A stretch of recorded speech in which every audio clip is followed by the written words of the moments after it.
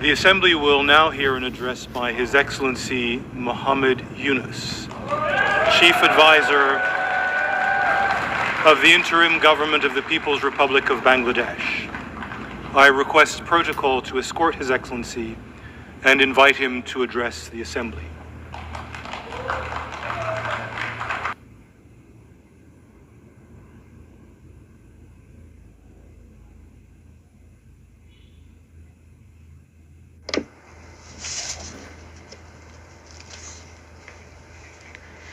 Bismillahirrahmanirrahim. Mr. President,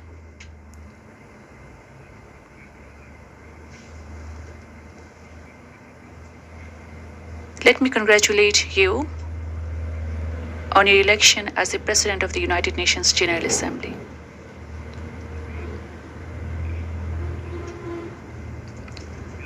I would like to assure you of Bangladesh delegation's full cooperation throughout the session.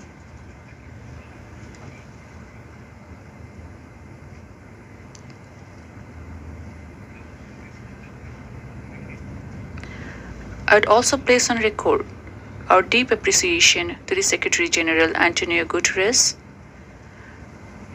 for his unwavering commitment to deliver on the UN mandates and address the global challenges.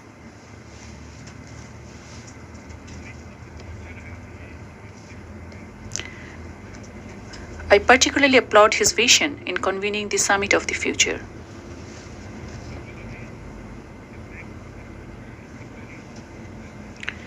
The Pact for the Future and the Declaration on Future Generations could help in setting pathways beyond Agenda 2030.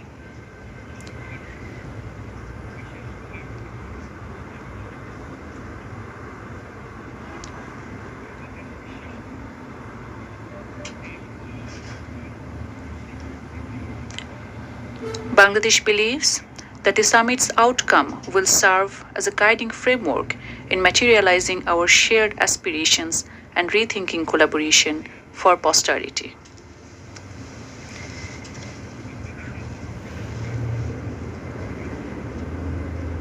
I stand in this Parliament of Nations thanks to an epochal transformation that Bangladesh witnessed this July and August.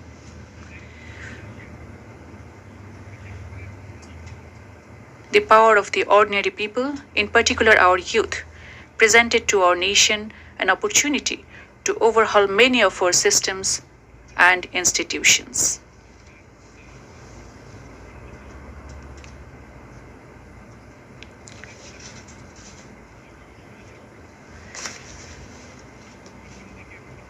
The uprising led by the students and youth was initially aimed at ending discrimination.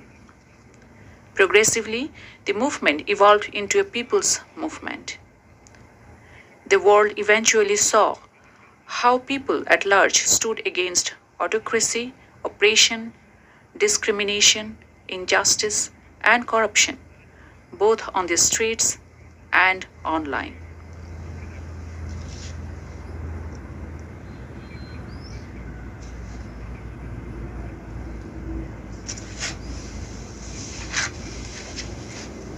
Our people, particularly youth, gained us independence from an autocratic and undemocratic regime with an exceptional resolve and capability.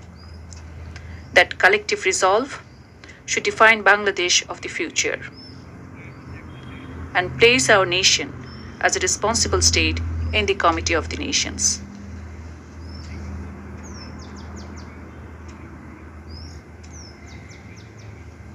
This was indeed a movement that primarily brought together people who were long left in politics and development, who asked prosperity to be shared, to be inclusive. The people aspired for a just, inclusive, and functioning democracy for which our new generations made supreme sacrifice.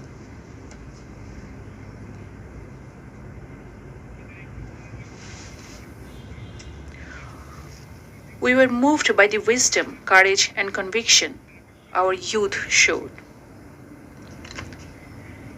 Even braving bullets bare chest.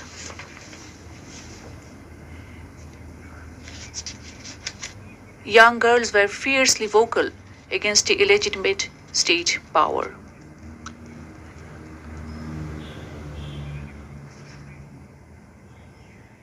School-going teenagers laid down their lives. Hundreds lost their eyes forever. Mothers, day laborers, and scores of people across cities lent their shoulders for their children.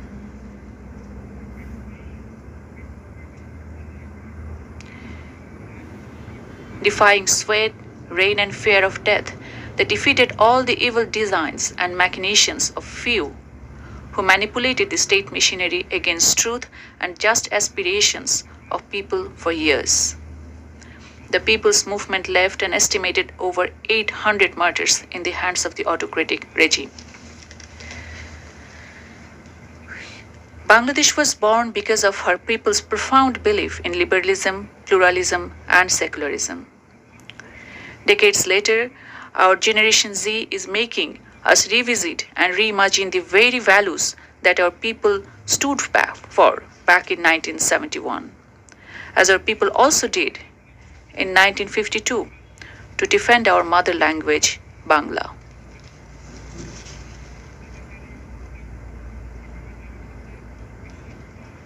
We believe this revolution that the world witnessed in Bangladesh in the span of few weeks may inspire many across communities and countries to stand for freedom and justice.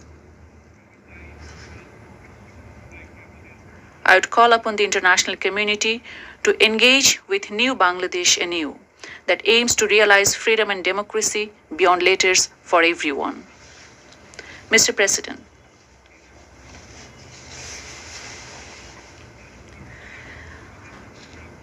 our youth and people together entrusted me and my colleagues in the Council with enormous responsibilities to reconstruct a decaying state apparatus.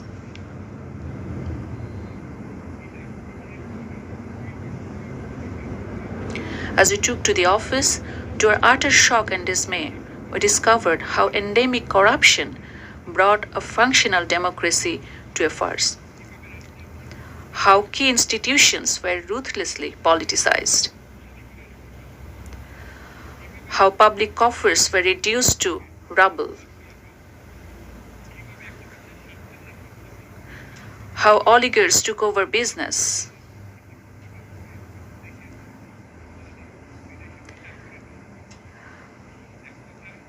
How chosen few concentrated wealth in their hands and amassed and laundered wealth out of Bangladesh. In all, justice, ethics, and morality almost at every level reached a low.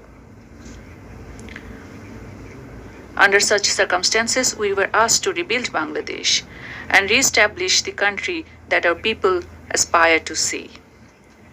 To correct the ills of the past as also to build a competitive and agile economy and a just society.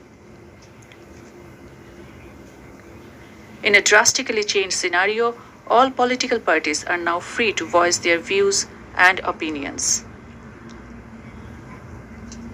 A key priority for us is also to make all in public positions and institutions to account for their decisions and actions.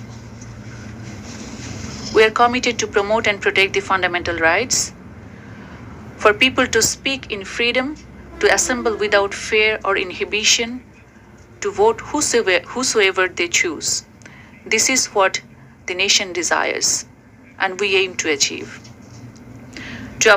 We are also committed to uphold the independence of the judiciary and freedom of press, including in the cyber domain.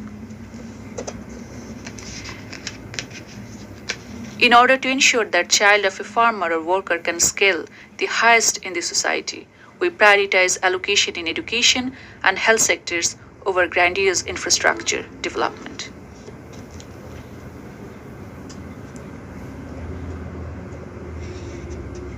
We also aim at ensuring good governance across all sectors. I wish to assure that our government shall adhere to all international, regional, and bilateral instruments that Bangladesh is party to.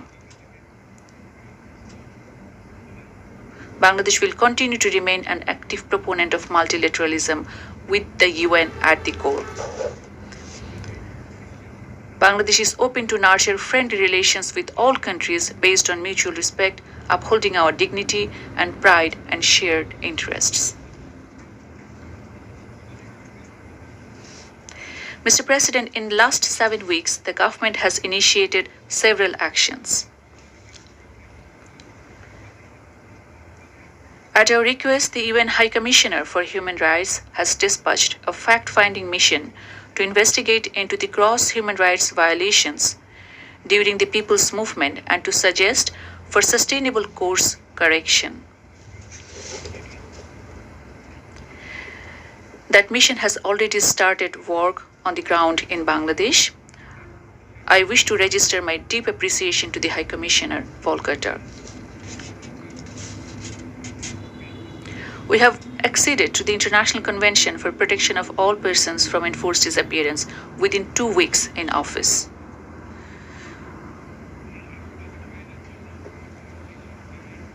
The required national legislation is underway so that we can effectuate its early implementation.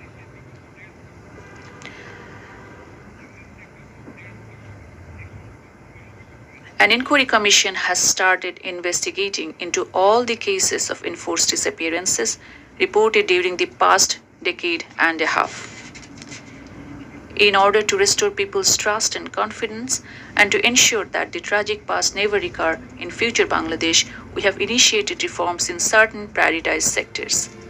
In that direction, we launched independent commissions to reform electoral system, constitution, judicial reform, civil administration, law and order sectors.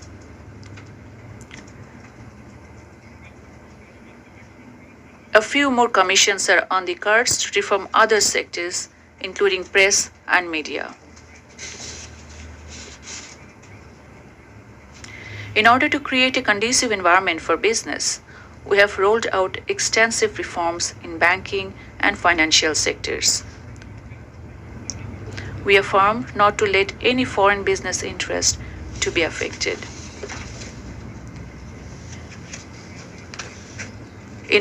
Beyond rhetoric and numbers, we aim to establish effective safeguard mechanisms to ensure the sustainability of these reforms and create an enabling environment towards conduct of full, free, fair, and participatory elections. I would therefore call on the international community to continue and deepen engagements with Bangladesh in meeting our people's quest for democracy, rule of law, equality, prosperity, so that we can emerge as a just and inclusive democratic society. Mr. President, Bangladesh feels that maintaining peace and addressing conflicts is central to people's progress. During the recent revolution, our valiant armed forces have once again shown their commitment to peace by standing firmly with the people in fulfilling their aspirations for freedom during a most difficult time in our history. This was possible thanks to our commitment to peace, place human rights at the core of peacekeeping. Bangladesh remains equally committed to peace building from the inception of the Commission.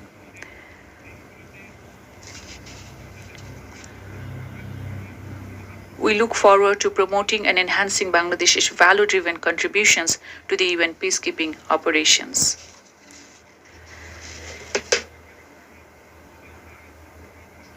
As the third largest troop contributing country, our peacekeepers had served across 63 missions in 43 countries to date.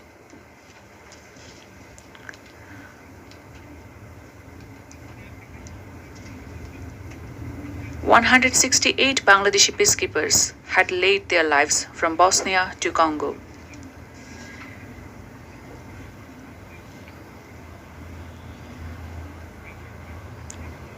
We do hope that Bangladesh Defense Forces would continue to be called upon in the future UN peace operations, regardless of the challenges or circumstances.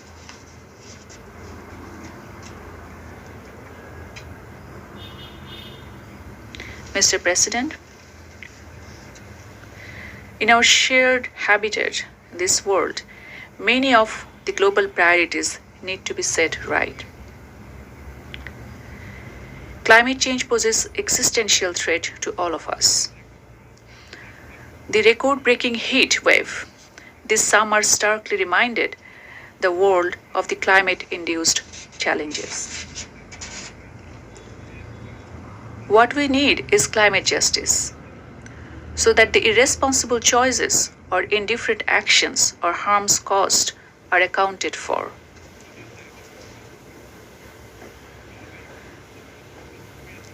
Long-term damages leave irreparable damages all around. We are losing biodiversity, changing pathogens leading to newer diseases. Farming is under stress, shrinking water threatening habitat. Rising sea level and salinity decimating ecosystems. The damages in terms of rising intensity and frequency of cyclones or floods can hardly be ignored. The climate risks are faced far deeper by our small farmers and artisanal livelihood holders. As I speak, over 5 million people witnessed a most devastating flood in their living memory in eastern Bangladesh.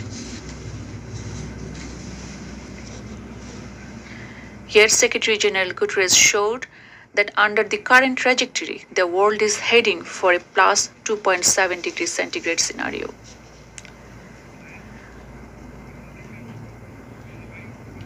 I would hence urge for channeling robust resources for climate adaptation in the climate vulnerable countries like Bangladesh.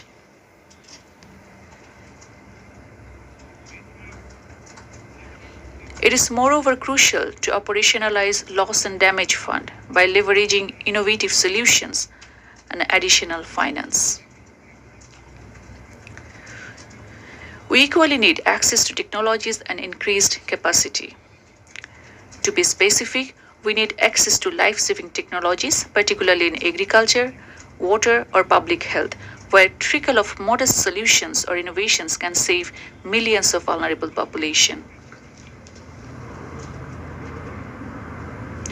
Tackling climate crisis has to go hand in hand in getting global economy in order as well. The world is increasingly focused on decarbonization. In order for such a shift to be beneficial to majority of global population, the transformative vision of a net zero world has to redeem for countries like Bangladesh. Else, we risk falling short on our pledge to shared prosperity through shared responsibility.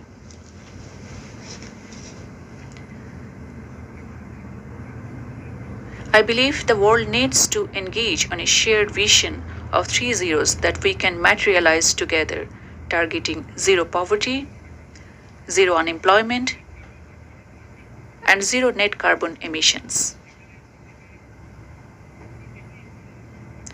Where a young person anywhere in the world will have the opportunities to grow not as a job seeker, but as an entrepreneur. Where a young person can unleash his or her latent creativity despite all limitations. Where an entrepreneur can optimally balance social benefits, economic profits, and responsibility towards nature. Where social business can help an individual transcend beyond consumerism and can ultimately catalyze in social and economic transformation.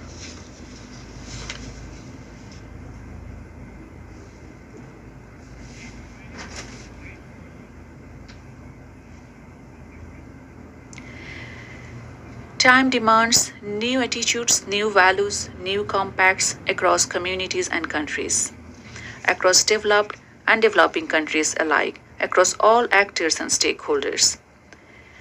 If we are to realize such course correction in full, the United Nations national and local governments, non-governmental organizations, business, philanthropies have to work together. If we accept and accommodate social business within existing economic structures, we can bring meaningful changes in the lives of bottom half of population. If we can realistically position social business, we can stem much of climate insensitive distortions within the existing market economy. I would like to invite the attention of the Secretary General Antonio Guterres on that score. Mr. President, in a world of polycrisis, wars and conflicts are leading to erosion of rights and widespread abuses. The genocide in Gaza continues unabated despite global concerns and condemnation.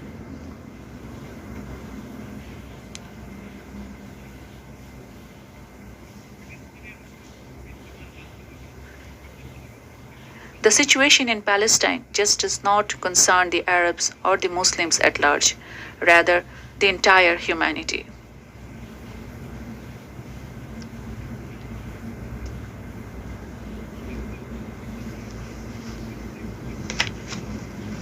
Palestinians are no expendable people.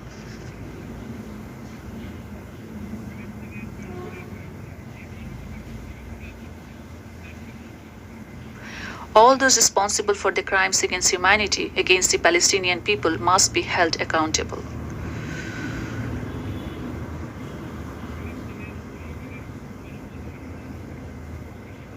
Bangladesh calls for an immediate and complete ceasefire to protect the Palestinian people from the brutalities, particularly against the children and women.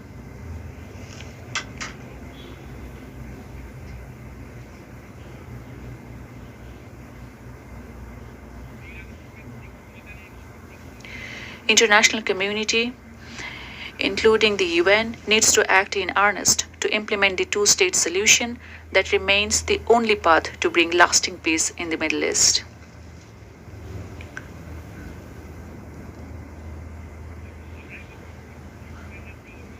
The 2.5-year-long war in Ukraine has claimed far too many lives. The war has impacted far and wide, even lending deeper economic implications in Bangladesh. We would urge both sides to pursue dialogue to resolve the differences and end the war.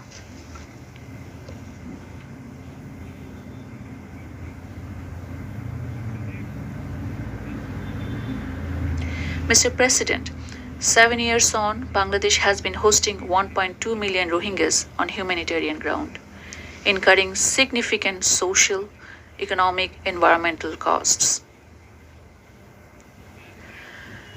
The protracted crisis in Myanmar also poses growing risks with national and regional security implications for Bangladesh, both in traditional and non-traditional terms. We remain committed to supporting the forcibly displaced Rohingyas from Myanmar in Bangladesh. We need continued support of the international community towards the Rohingyas in carrying out the humanitarian operations and their sustainable repatriation.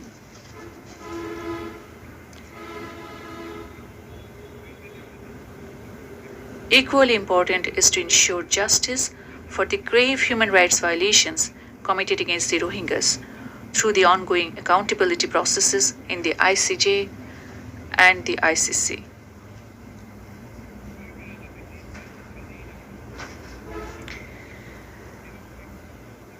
We recognize and appreciate the efforts of the Secretary General and the United Nations system in creating a conducive environment for Rohingyas so that they can lead a free and dignified life. That requires creating pathways for the Rohingyas to return to their ancestral home in Rakhine State with safety and rights. Looking at the evolving ground situation in Myanmar, Bangladesh is ready to work with the international community to create an environment for dignified and sustainable return of the Rohingyas to their homeland.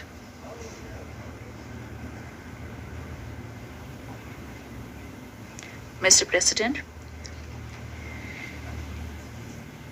Ensuring peace and security cannot succeed without political freedom and socio-economic emancipation of the people. Around a decade back, the world unanimously adopted the Agenda 2030. We reposed our collective hope and trust in the universal set of goals. Yet, overall, 17% of the SDG targets are on track to be achieved by 2030. Clearly, many developing countries risk to be left behind.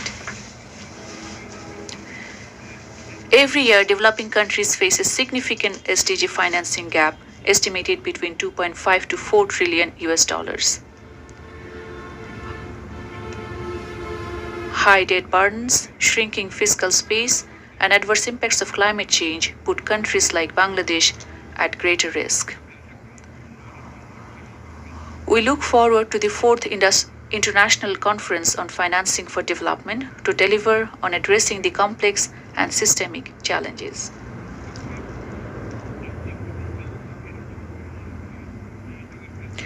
The multilateral financing institutions have to be driven by a vision where wealth and opportunities can be accessed by all, that they rightfully place social business within respective programs, that they duly address the circumstances in the low-income countries, that they promote entrepreneurship and encourage creativity of individuals, that they support the dispossessed.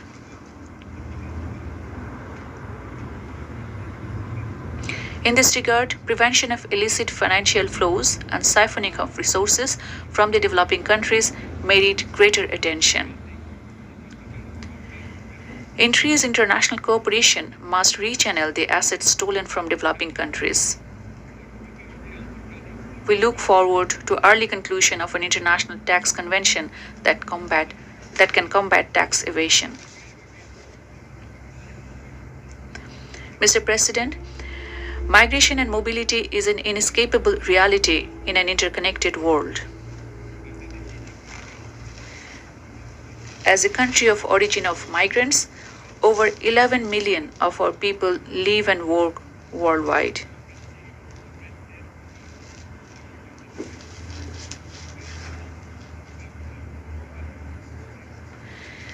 In order for migration to be beneficial for all, we have to create pathways for safe, orderly, regular, and responsible migration and mobility of people.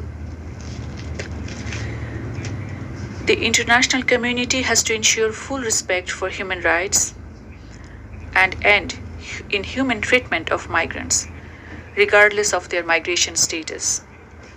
While Bangladesh remains committed to the full implementation of the Global Compact on Migration, our government is also committed to curb unsafe migration.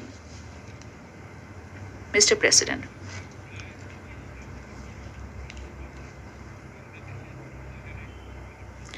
every year nearly 2.5 million Bangladeshis enter our labor market.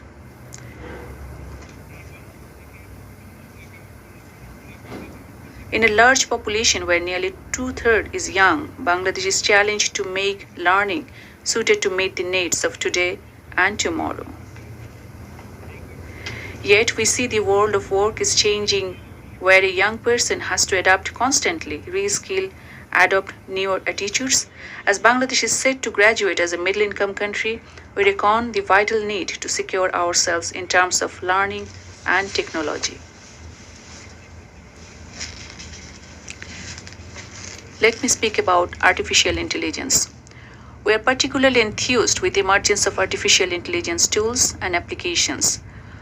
Our youth are excited with the prospect of first unfolding generative AI. They aspire to work as global citizens. The world needs to ensure that no youth in countries like Bangladesh get left behind in meaningfully reaping benefits of the AI-led transformation. The world simultaneously needs to ensure that the development of artificial intelligence does not diminish the scope or demand for human labor.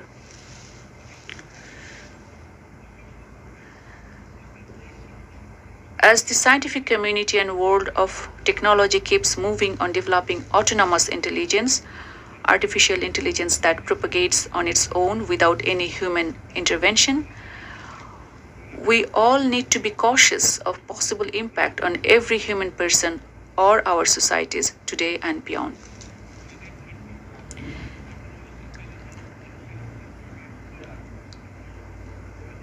We believe that autonomous intelligence,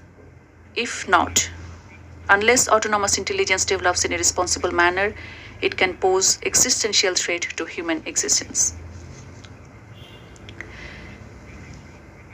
Mr. President, we need newer forms of collaboration where global business and knowledge holders connect to people's needs.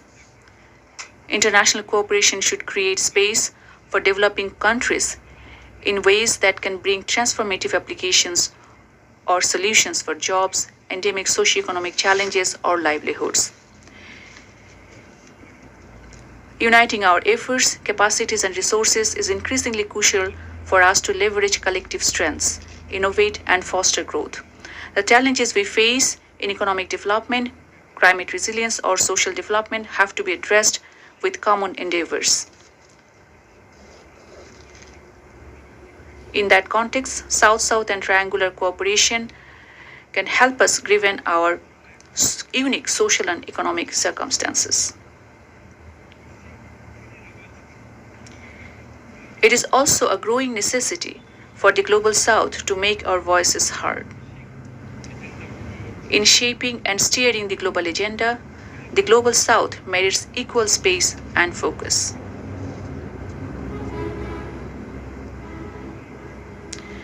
Mr. President, the COVID times underlined before us the crucial importance of investing in public health.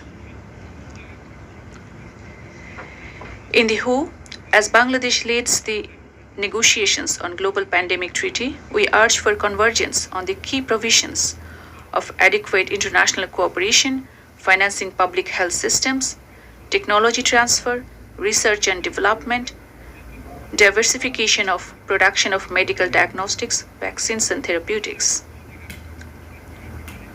We also to declare vaccines a global public good that is free from the rigors of intellectual property. These are also crucial for combating the scourges of non-communicable disease. Mr. President, this year we celebrate the Golden Jubilee of Bangladesh's partnership with the United Nations. It has been a shared journey of mutual learning in our modest ways. Bangladesh contributed towards promoting global peace and security, justice, equality, human rights, social progress, and prosperity, and indeed in building a rules-based international order.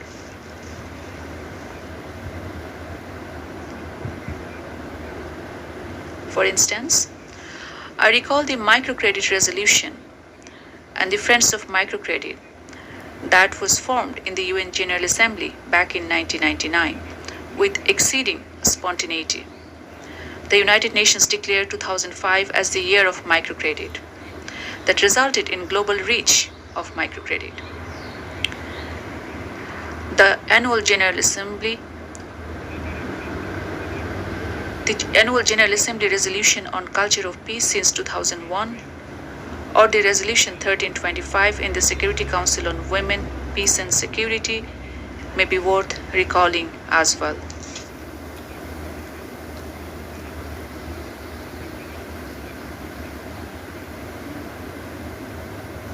Mr. President,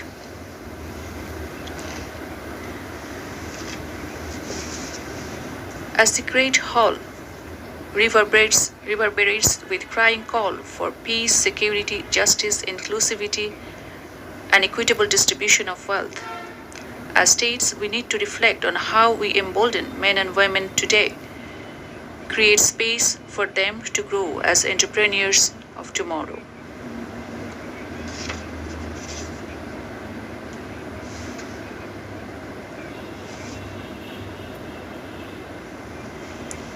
The world has more than enough of capacity, resources, and solutions.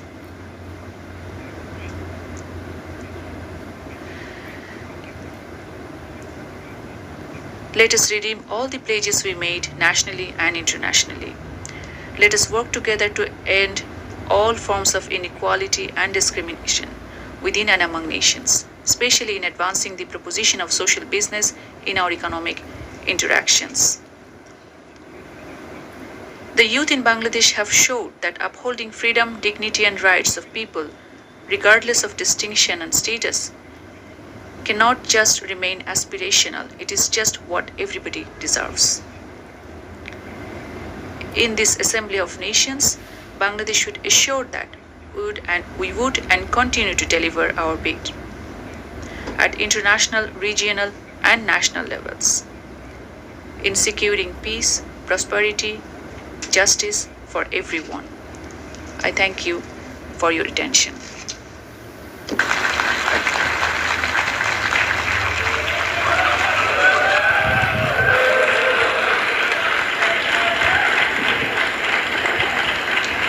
On behalf of the Assembly, I wish to thank the Chief Advisor of the Interim Government of the People's Republic of Bangladesh.